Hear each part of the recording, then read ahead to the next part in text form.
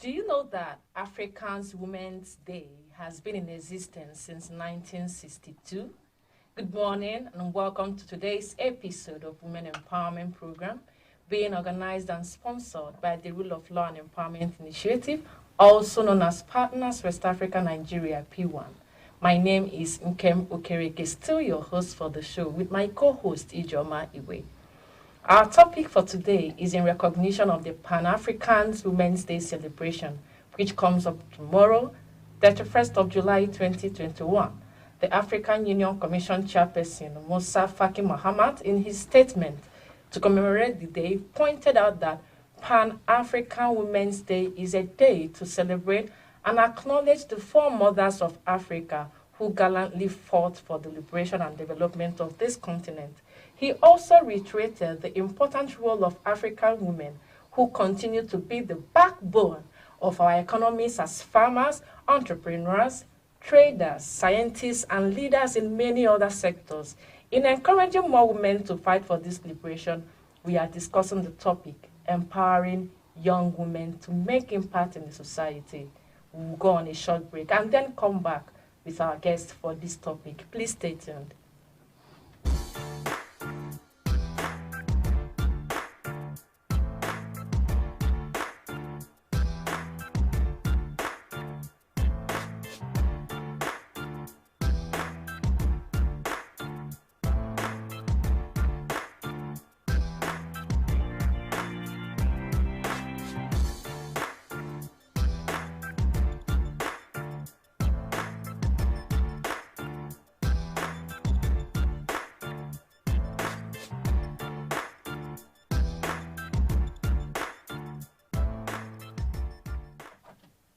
Welcome back to the show.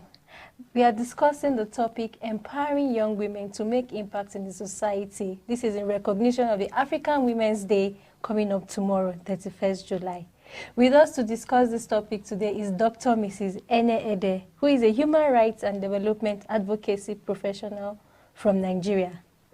Mama Gender, as she's fondly called, had until recently been providing full-time gender strategic and programmatic advisory services to search for common grounds, a global conciliation and mediation facilitation non-profit organization which is extensively active in Nigeria.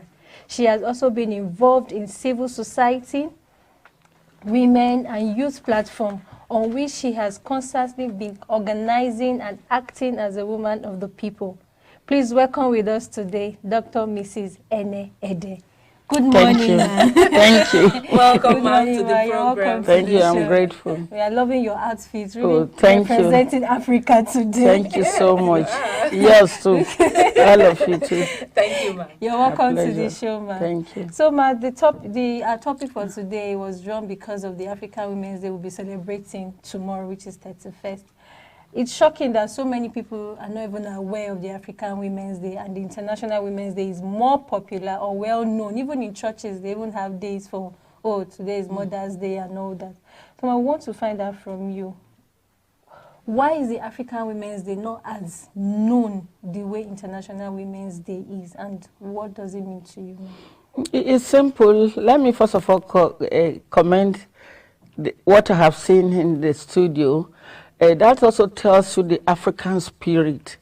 And I like the perspective, I like your focus, youth, empowering youth to transform society. I'm very quite excited about that because I believe in the empowerment of the youth particularly. And when I saw you males and females, the way you are relating naturally, not mechanically, I'm consoled.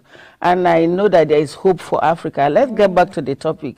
1962. Yes. 59 years ago. Yes.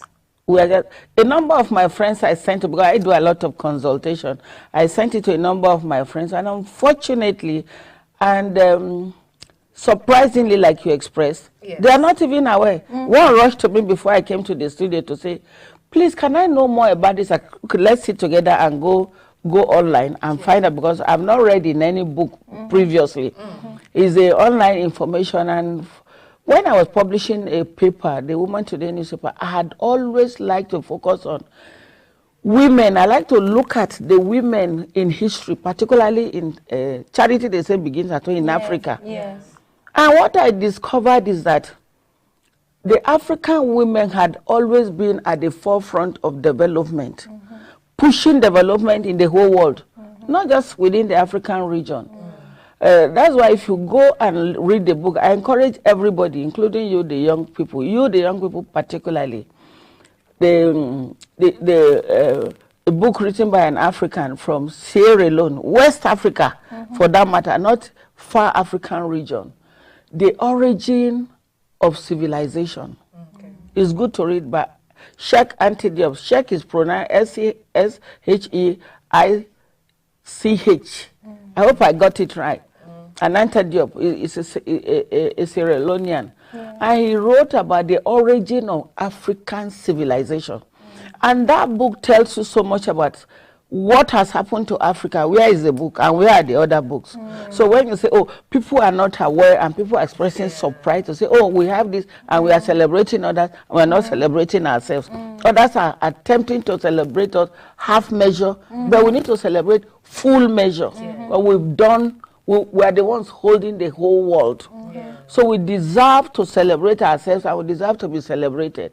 So it's an opportunity again before we get to the 60th anniversary of this very promising anniversary. We should look at it. Charity, they say, begins at home. And for us, we're going to make commitment before the end of this program. So you, the younger people in particular, there is so much to know about Africa. Is it our culture? Is it our foods? What kind of relationship? And the way we do our peace building, the way we relate, we empower the entire world. There's so much to know. If we know of all that, we will not be begging. We should be giving and not be receiving from anybody. Africa is a very beautiful region. Beautiful people. Yeah, from what I got from you, Mama, so far, it's that you said that it's not really being celebrated or it's not known, even though it's not popular. It's not popular because we are not portraying it, or even the documents or documentaries around what African women has done is always pushed behind and by us. So you feel that, okay, so why do you think it's important to celebrate the victories of African black women? You know, it's important. If you read that book, The Origin of African Civilization, and many other books, there was an attempt to shoot the book down, to put the book away from the shelves all over the world. Everything that was done, but you see, truth is just a matter of a time to pop up. So it was very difficult to hide the truth, despite the intimidation. And you know, once you are coming up with something that will liberate people mentally, physically, spiritually, and financially, and will pave way for progress, there are a lot of barriers, there are a lot of obstacles you encounter. So that's why we shouldn't be deterred.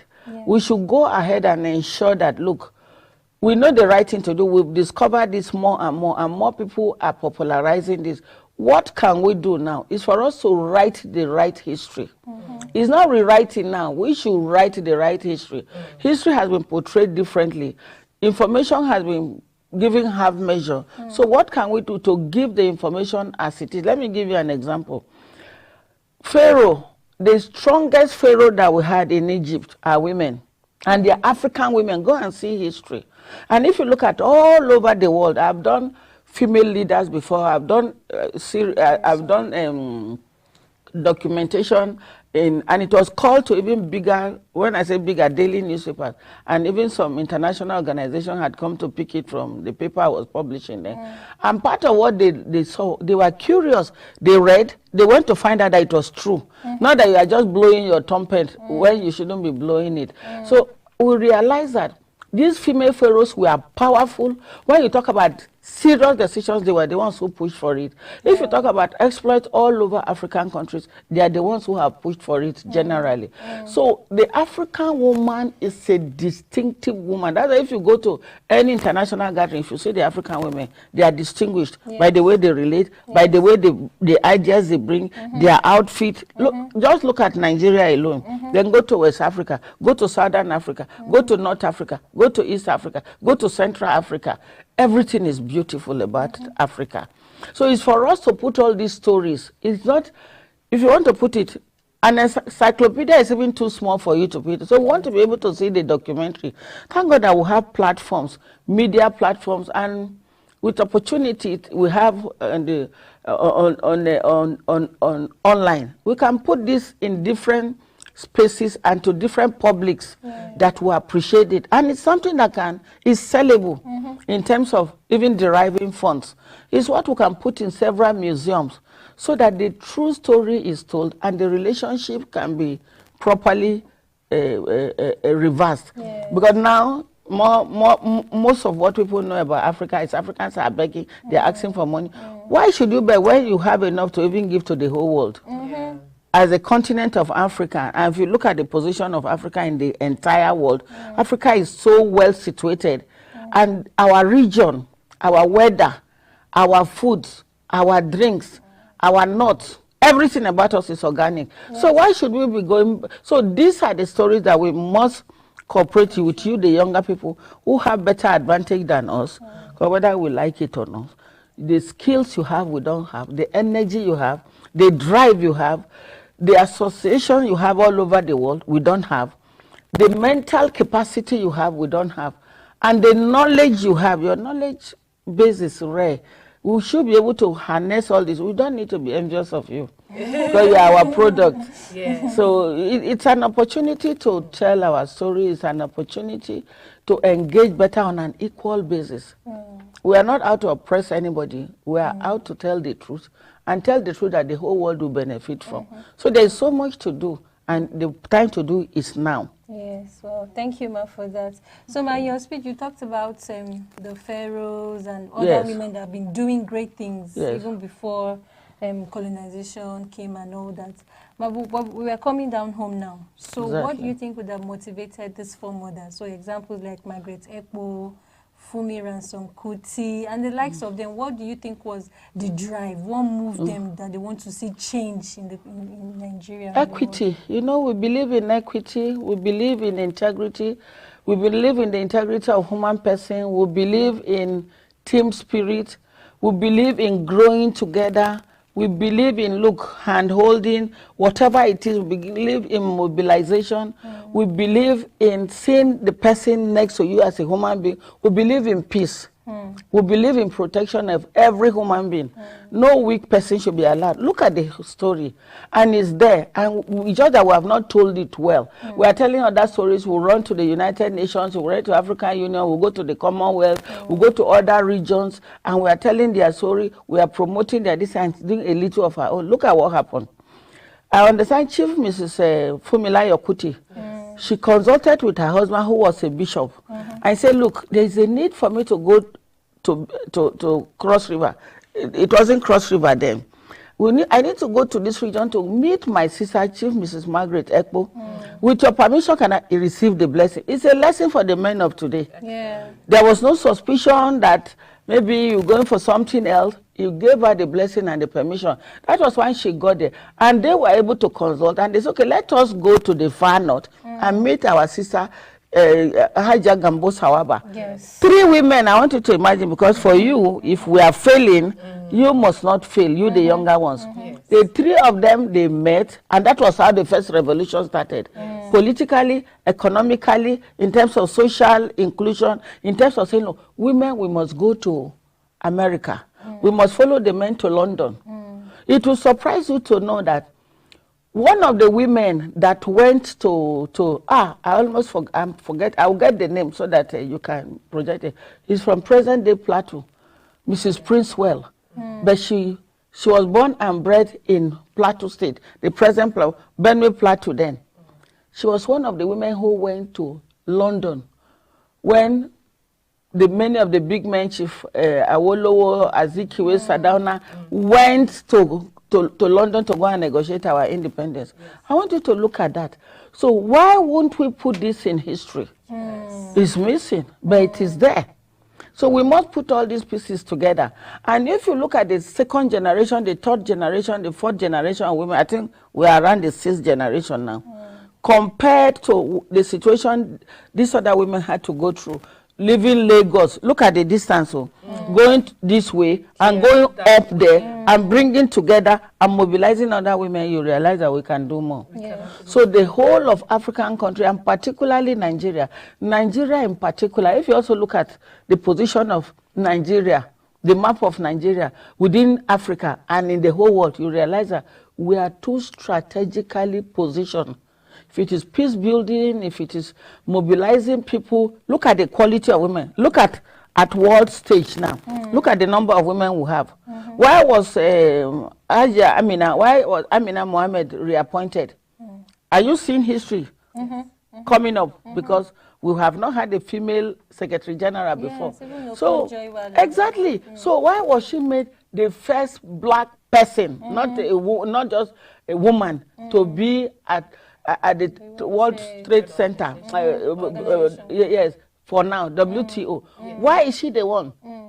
Why is it that other women are going to several places? I want us to take note that, look, the men, you don't need to be envious. It is a time. What you have struggled to do that you couldn't achieve, allow the women to do it. You know, President Jonathan tried to push women that way. That's why he had 13 female ministers and strategic position. If you look at the progress we are making, we are just going like this before we now hit the button now. But that notwithstanding, there is no need to be discouraged, because we have many among you. I've seen several young women here who will not accept no for an answer. Wow. Yes. Thank you very much, Ma. I hope viewers, you're enjoying this conversation with us, and you're also being enlightened about the African and Pan-African Women's Day. We'll go on a short break and then we'll come back with this discussion. Stay tuned.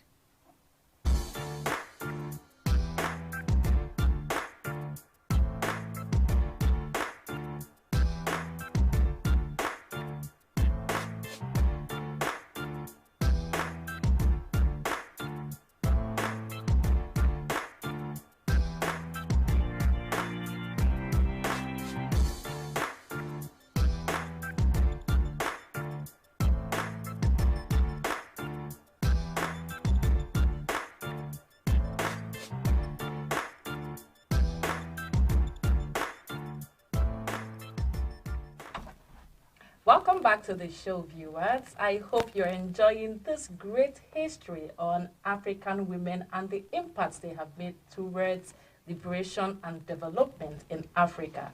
So, Mama Genda, thank you very much for what you have been doing so far. So, I want to ask you this. So, what do you think is hindering young women for taking this bold step that our foremothers took in the olden times? Several things. It's both internal and external and environmental. Let me start from internal.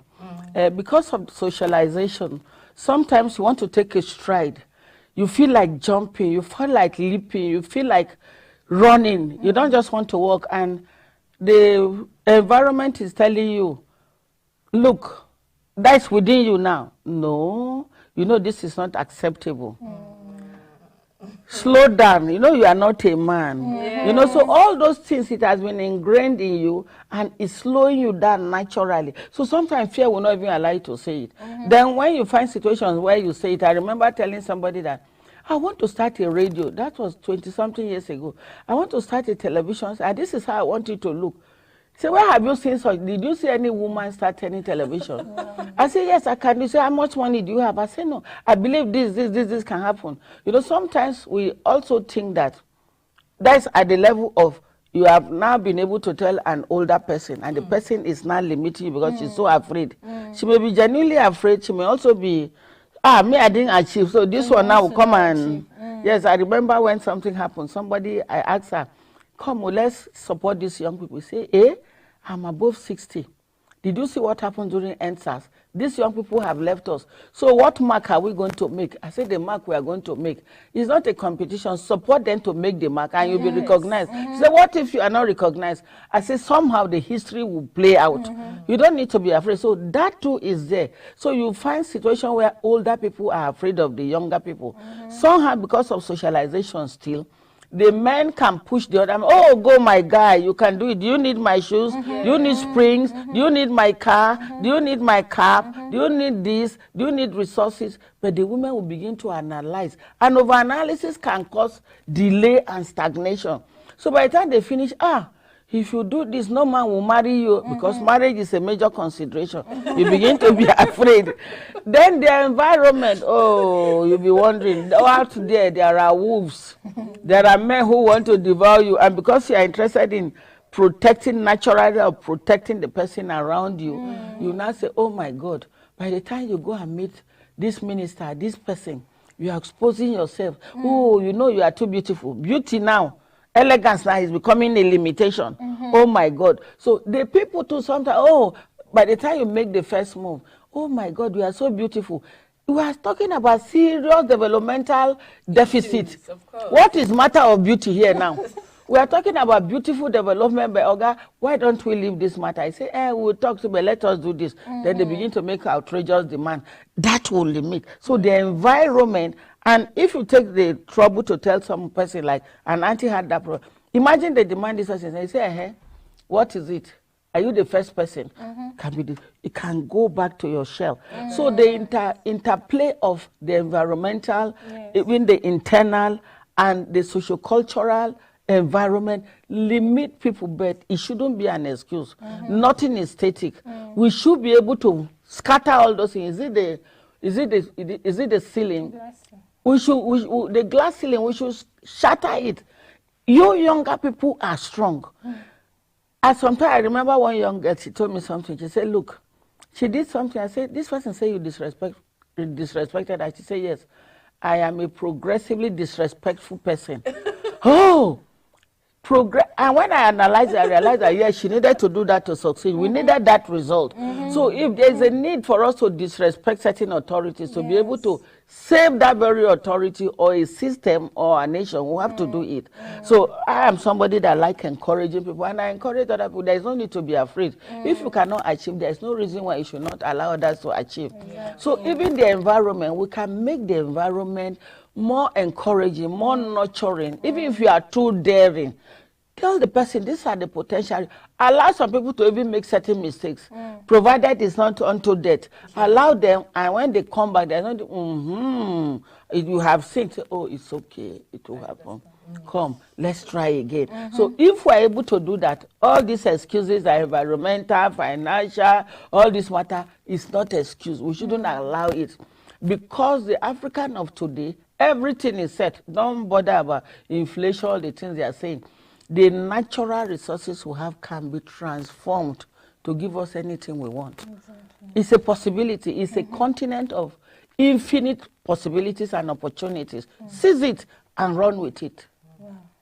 You're saying that one of the major things that hinder young women is the mindset that we cannot this thing that, like internal barrier, something is holding you back from trying. So thank you very much. Ijoma, do you have other things to ask Mama Janda? Yes, there's one more question, ma. So you've been able to tell us the challenges that probably be hindering, and which you've said should not be a problem if you are really motivated to achieve what we want to achieve. I like that progressive disrespect or something. The way you put it. Progressively disrespectful, but just to achieve something. But I also want to hear from you. How can we encourage more young women to make a difference in the society? Yeah, one of it is mentoring. I have told older people who are older, sometimes when I tell my story on how I was married before, I was just getting to my 9th birthday when I was married. Oh, this girl is beautiful. She need to be married as a virgin, which is a terrible thing. That there is no need to keep her because we are not sure of what will happen. When I tell my story and some of the mistakes I made, I've had series of opportunities. I've made strategic mistakes, error in life. God help me to overcome some. There are some you can never overcome. So the best you can do to many of the young people you mentor and you coach, tell them about it. There's no shame. Even if it is certain relationships you got into that was a drawback, you should be able to tell them when you are going into a relationship like this, be cautious, be on your guard, look at this, certain decisions you take, you groom them properly to be able to stand and fight. There shouldn't be any limitation. Don't hold anything back. Because if somebody wants to use it against you, you have said it, and somehow, whatever happens will be exposed somehow in history. So mistakes were made even when we are in public offices, mistakes we make in politics, decisions we make about our finances that are not correct, family decisions, we'll be able to talk about it, decisions about our career, different kind of mistakes we made, no matter how shameful it is. Even if we don't want to talk about it too clearly, we can moderate what we say, or we can use we can do fictions, we can write books. There's so much we can do, and I see that there are a lot of people that have books in their head. We must pull them out.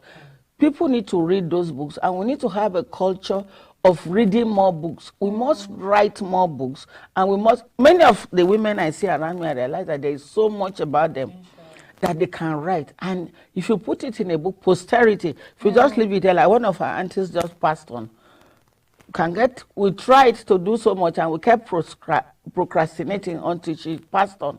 Now she has gone without books. We are now struggling to put pieces and pieces together, remember some of the things she said, instead of recording her and some people listening to her. So we have lost so much.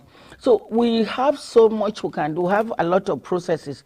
Even those in political offices, yes, there could be social accidents. We can give to men who are already there and caution them and make sure we keep an eye on them. They can also mentor at that level of governance and leadership. Then we can bring our money out.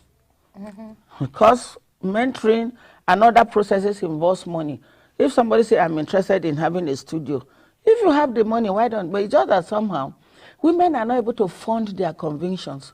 Oh, we will do this. Okay, let's go and look for money from men. Okay, men believe you want to snatch power from them. Then they are the ones to come and fund you to go and snatch power from them. So we must look for creative ways of engaging on strings of income to be able to give support no matter how small it is. And you know, for you too to be able to perform, your health must be at the top.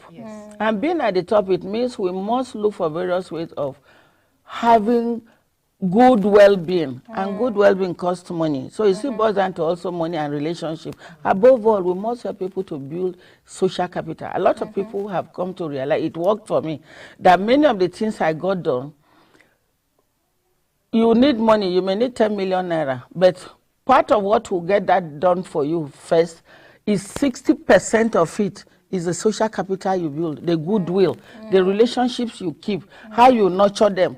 Not that when you want something, then you begin to do emergency relationship, but you build relationship, service the relationship, honor the people that you need to honor the people you need to call, the people you need to you must serve. I still serve, at this my age, I carry bag for people. I'm not saying it's about carrying back. I give people gifts. I go to them. Can I do this for you? I will drive them sometime. Sometimes we'll drive together. Sometimes we'll do something. So there is so much of building of social capital.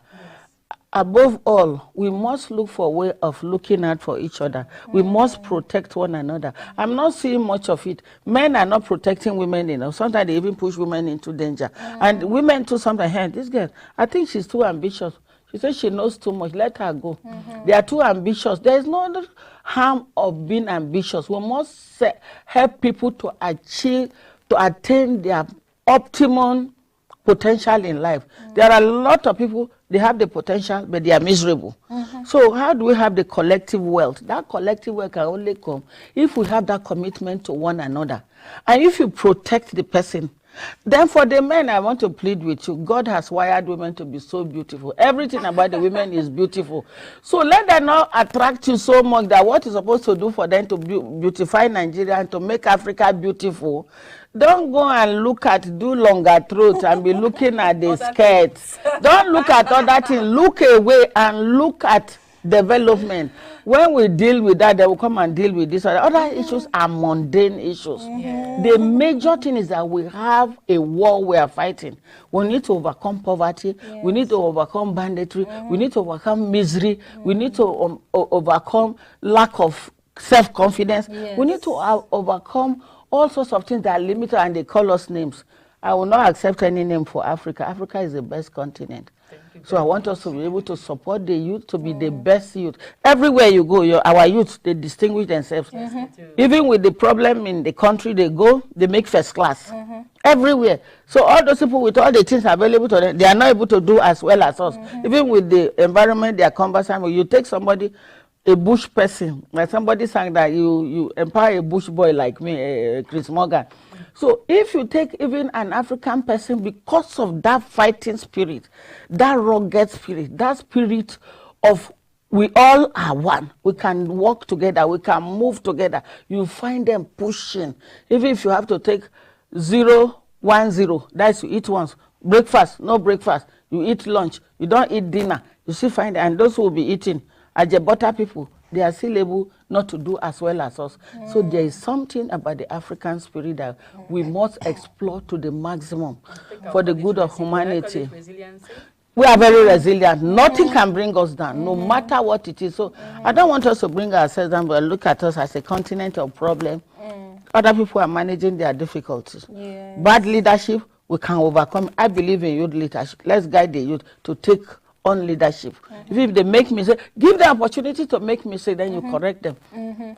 Don't say they are youth of tomorrow, they are leaders of tomorrow. They should be leaders of tomorrow, but in training already. But if they are not in training, they will make mistakes. So I'm interested in seeing how Africa, as we celebrate 60th anniversary of African Women's Day, let us come with a higher level of results to showcase to the whole world. Thank you very much, ma'am. Thank you, ma'am. Thank you for the light history on African Women's Day, and thank you for the ways you pointed out we could encourage and empower more young women to make impact in the society. Ijoma, I don't know. Yes, thank you very much, Ma, for that insight. It's been really interesting. They talked about the internal barrier again for youth, so don't feel you can't do it. You need to conquer yourself first acknowledge that you can do it, and then you can break barriers, and then, you know, opportunity comes and you get it. But I also like the fact that you talked, there is this intergenerational thing you talked about for older people to also try and mentor the young ones, empower us so that we'll become, you know, more inspired to do great things, just like the way our foremothers do. So thank you very much, Ma, for that insight. Thank you very much, Ma, once again. Thank you, our viewers, for taking out time to join us again. And I will also say Happy Pan-African Women's Day to us women, because we are bravo. Please make sure to always put in the comment sections topics you would want us to discuss still on women empowerment. We'll still meet you next week again, same time, 11 a.m. on Friday. So take care and have a wonderful celebration. Bye.